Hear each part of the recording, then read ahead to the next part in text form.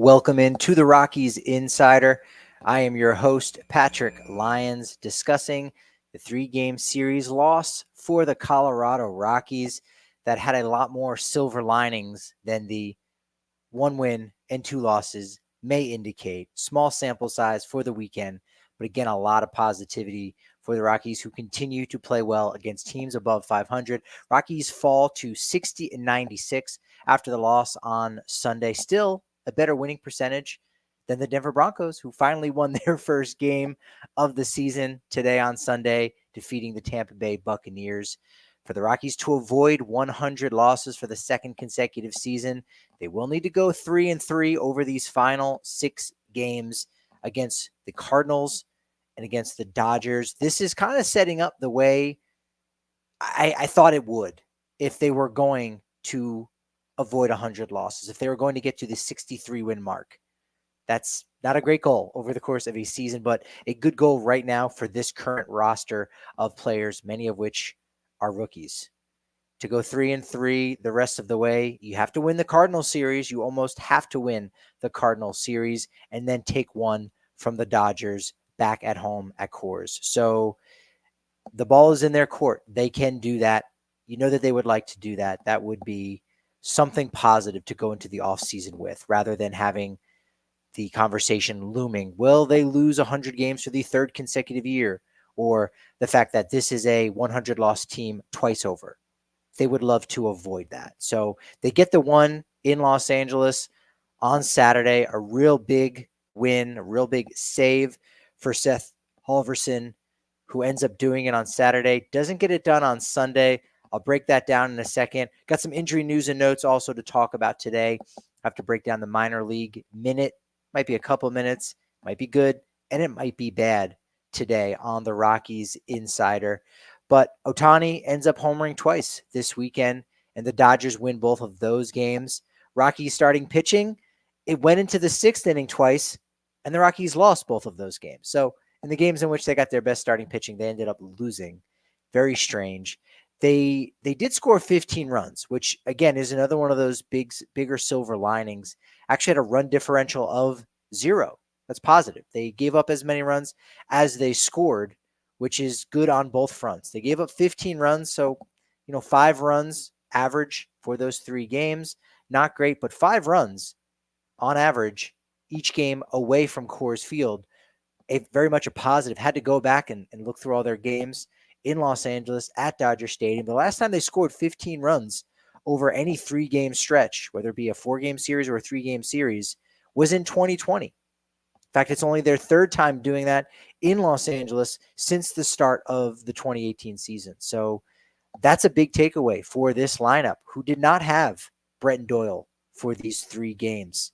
We'll talk about that later on in this show. But on Sunday, let's start with the demoralizing defeat, if you will, at the hands of the Dodgers. It starts in the 9th inning in a 5-4 game that was not as close through much of this contest, with the Rockies holding a 5-1 lead. But nevertheless, in the 9th inning, Seth Halvorsen, the team's new rookie closer, he earned his first save on Saturday night at Dodger Stadium. What a spot. What a location to record your first career save.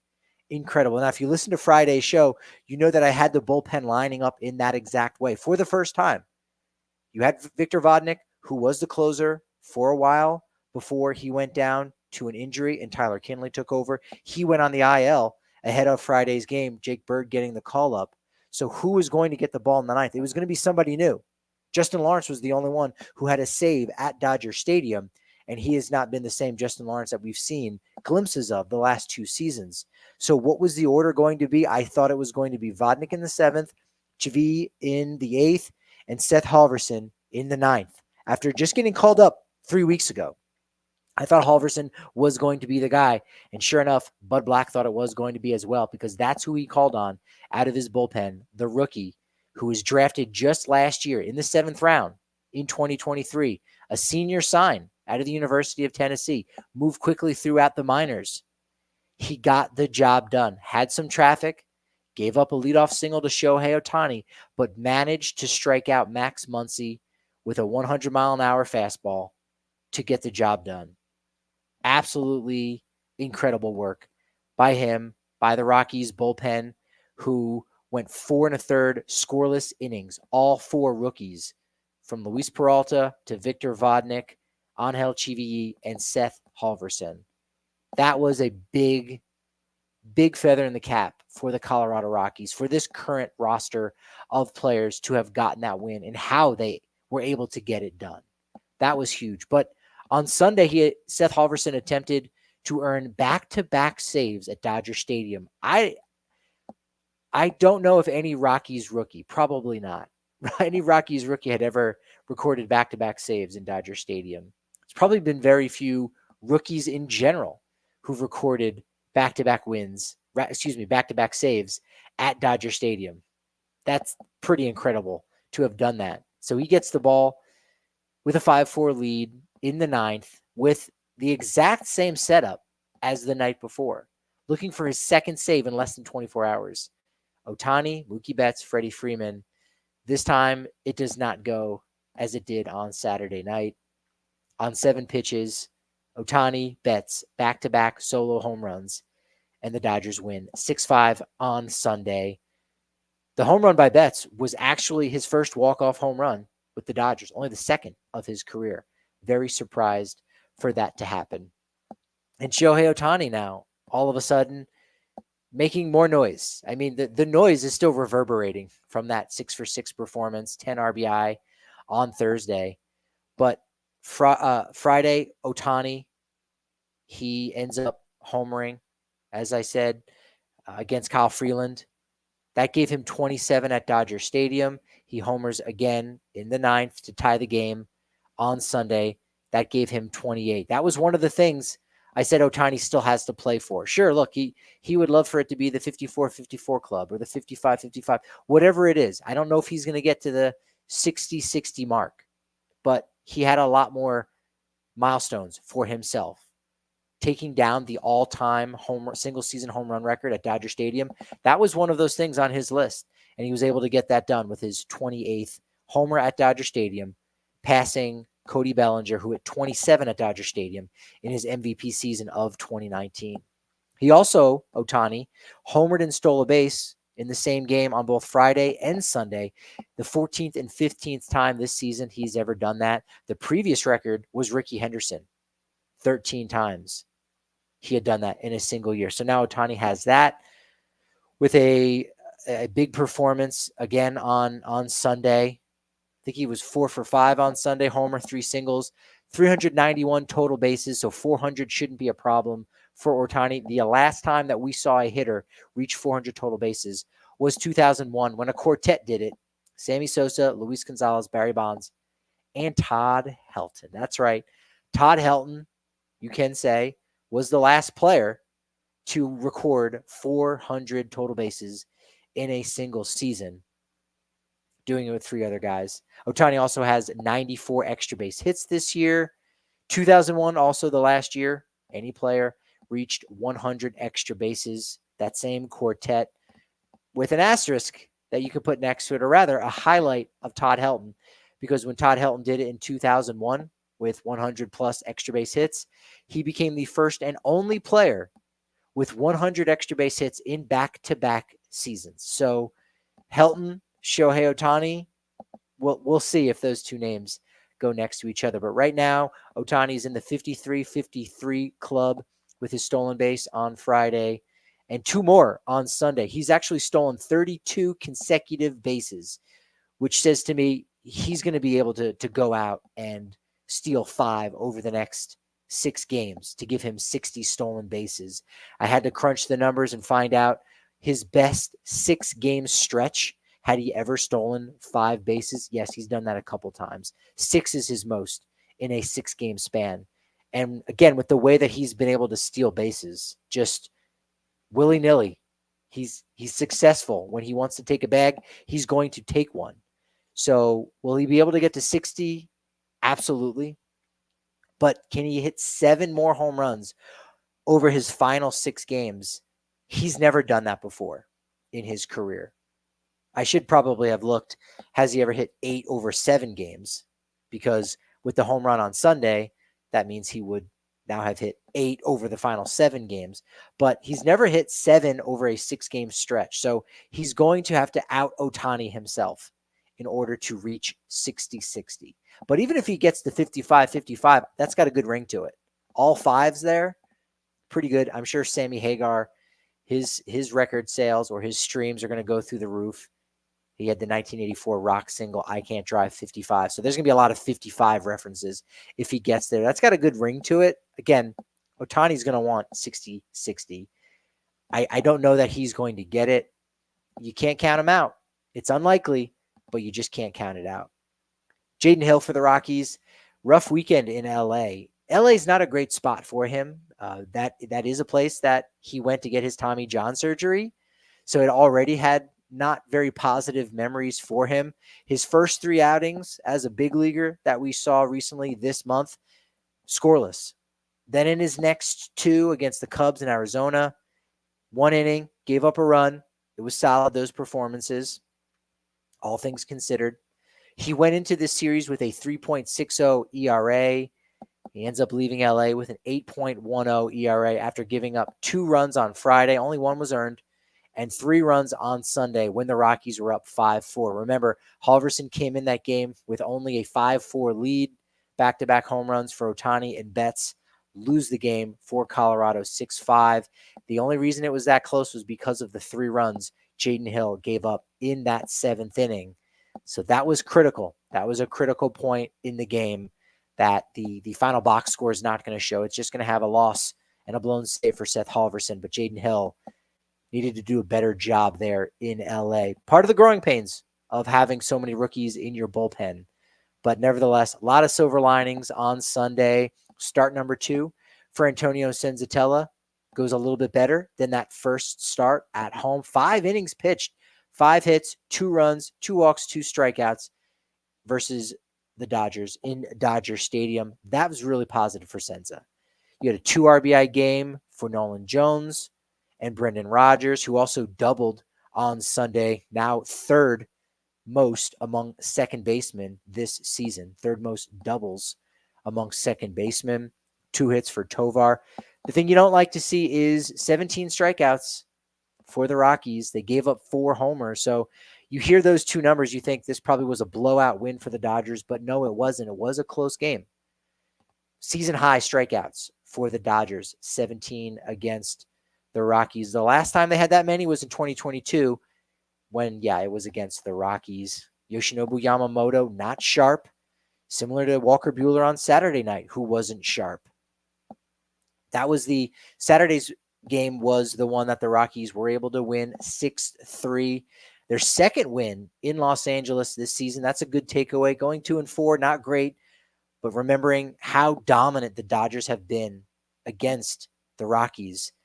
Going 2-4 with this roster of young players, pretty solid. They lost all 6 games last year in LA in 2023. In fact, they had lost their final game of 2022. So there was a 7-game losing streak going into this season at Chavez Ravine. And Rockies win the first. They take the penultimate game in Southern California. As I said, Seth Halvorsen gets his first career save.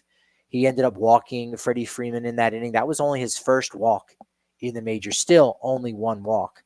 And as I said, got out of that jam in the 9th on Saturday. So that was fantastic. Big win there. Cal Quantrill, not his sharpest, struggled with command again. 4 2/3 innings, did walk 4, allowed 3 runs.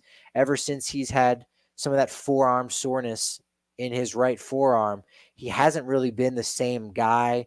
Struggled even before he went on the IL to just throw, just to play catch. Like, that is an opportunity. It's not just a way to strengthen your arm. It is a way to really, really get a little bit crisper, really get a better touch on the ball, to command, to control. And Quantrill hasn't really been able to do that. So he's been going out there, hasn't been his best self. That's certainly not an excuse that he's going to give. He wants to be better. We know how much better he's been. But the 4 walks in 4 2/3 innings pitched, certainly not what he wanted to do. Ryan McMahon did what he wanted to do. He homered back home in LA. 20 homers this season for Ryan McMahon. Ends up becoming the 10th Rocky with 5 seasons of 20 or more homers. Still yet to reach 30 home runs, but 5 seasons with 20 home runs for him. That also gives Colorado 4 players this season with 20 or more home runs. Actually, I'm not sure how many times the Rockies have done that.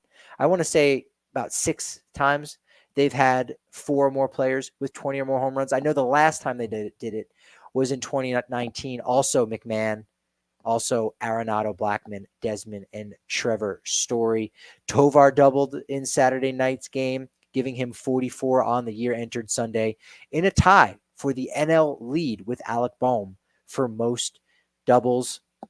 And that Friday loss, 6-4, the bullpen, it was a bullpen game, I should say, for the Dodgers. 8 Dodgers relievers end up going there. Only Brusdar Graterol goes multiple innings. Charlie Blackmon homered on Friday. He also homered on Saturday. The homer on Friday, it gave him 10 on the season. He now has 11. It's his 9th season with 10 or more home runs. 3rd most in franchise history, behind only Carlos Gonzalez, who did it 10 times, and naturally Todd Helton. 13 seasons with 10 or more home runs. Sam Hilliard homered in Friday night's 6-3 loss. Again, that was a close one. In fact, in the 6th inning, Sam Hilliard homered for the 9th time. That clutch dinger made it 3-3. Rockies had a chance, had an opportunity in that game. Should be noted, Sam Hilliard now is batting .333 against lefties this season. Really sneaky good season for Hilliard. Started all 3 games in center field. Didn't get to see Jordan Beck this weekend. It was Nolan Jones, Hilliard, and Jake Cave in right field. Michael Toglia rocketed his 25th homer of the season in the top of the 9th to make it somewhat interesting for the Rockies. That home run ties Toglia with Tovar for the team lead. Is there a quiet competition between these 2 young players?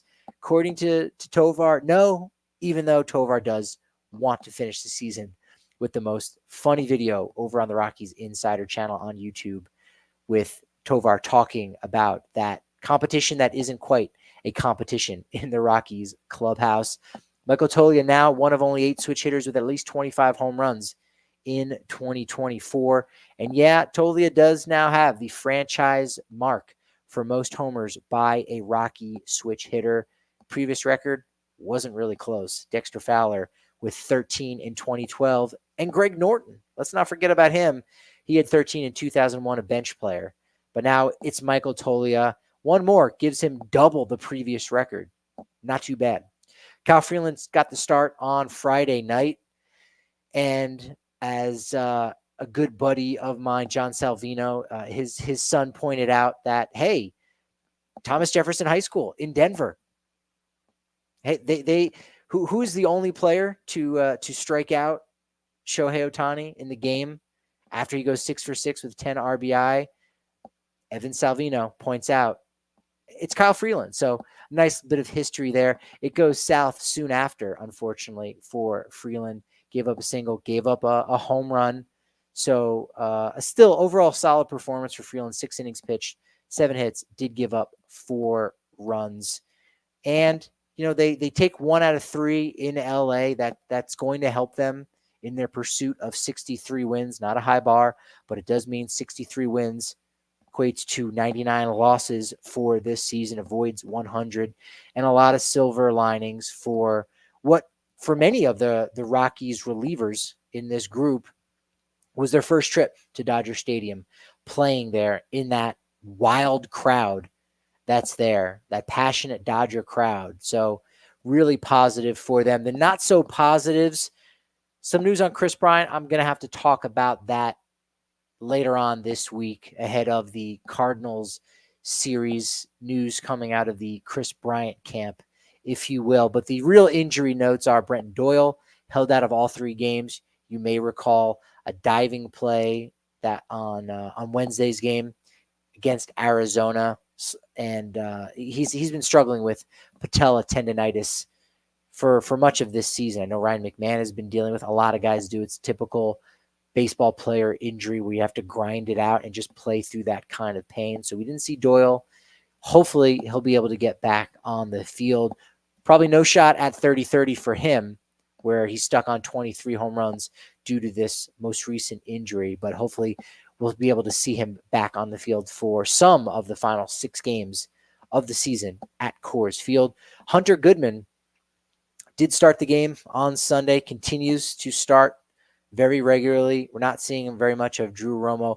That lets you know that Goodman is more likely than not going to be the full-time young catcher, if you will, for the Rockies going into that 2025 season, and not Romo.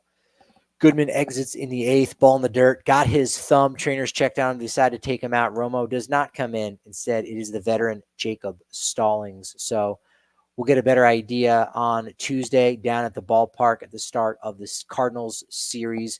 I'll be previewing that. Make sure you are subscribed to the Rockies Insider Podcast as well as the channel on YouTube for all the latest on the Colorado Rockies. The final week of the season is upon us. Final week for the Hartford Yard Goats just wrapped up. Unfortunately, they are no longer playing ball. It is the Eastern League Championship Series this week, but Yard Goats, unfortunately, did lose their game on Thursday night. Game 2 against the Somerset Patriots eliminates them from the postseason. Thursday was their first postseason game in Hartford. First postseason game in Duncan Park. It's a 4-3 loss to the Yankees AA affiliate. You did have Adiel Amador going 4 for 5 in that elimination game with 2 RBI. Hits the first playoff home run in Duncan Park history there in Hartford. So another nice silver lining and feather in his cap. He ended up going 5 for 8 over the 2 games. Sean Sullivan worked that game. Game 2 on Thursday night, 5 2/3 innings pitched, 3 runs. Only 2 were earned. Strange second inning. He had an interference play on Amador and then later a throwing error in the second that helped give the Patriots 2 runs in that second.